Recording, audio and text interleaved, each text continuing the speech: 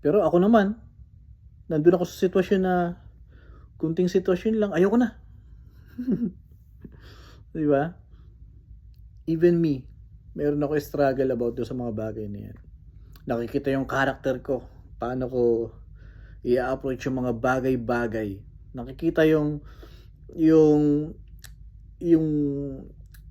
shortcoming sa buhay ko. Para bumabalik yata yung dating ako na ako ba ay nagtitiwala na sa akin sarili o nagtitiwala pa rin sa Diyos? 'Di ba? Aminin natin sa hindi. Minsan may mga pagkakataon na ganyan. Gaya na sinabi, glory to glory, araw-araw, lagi mong minimithing makilala ang Diyos sa buhay mo. And, I mean, I'm talking about doon sa reality na glory to glory ay binabago ka ng Diyos. Tama po yun. Nandun yung pananampalataya mo pero yung character mo naiiwan minsan. Yes. Nasa school ka, born again ka. Okay? Nasa school ka, galing ka ng Bible study kagabi. Pagdating mo sa school, iba yung kaibigan mo. Pagdating mo sa school, struggle ka dahil may exam.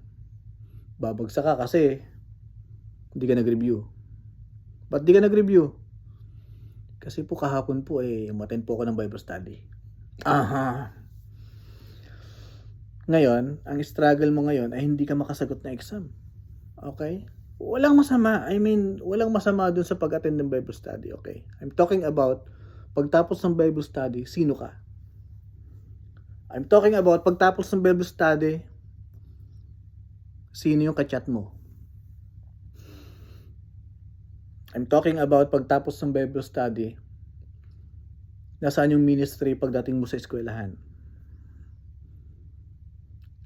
That's what I'm talking about. Okay? Babaguhin ka ng Diyos, glory to glory, sa mga bagay na yan. Okay?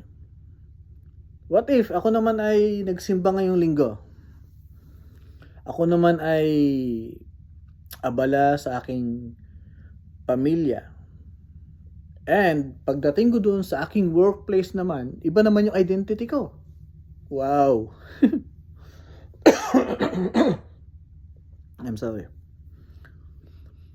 Pagdating doon sa aking workplace, iba naman yung pagkakilala nila sa akin bilang isang ako.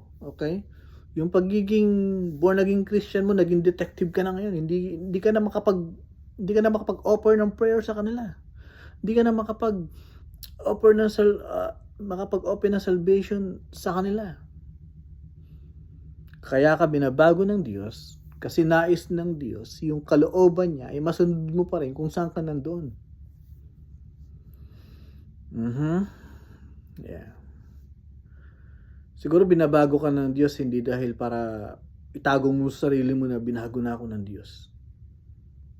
And then walang nakakakita sa'yo.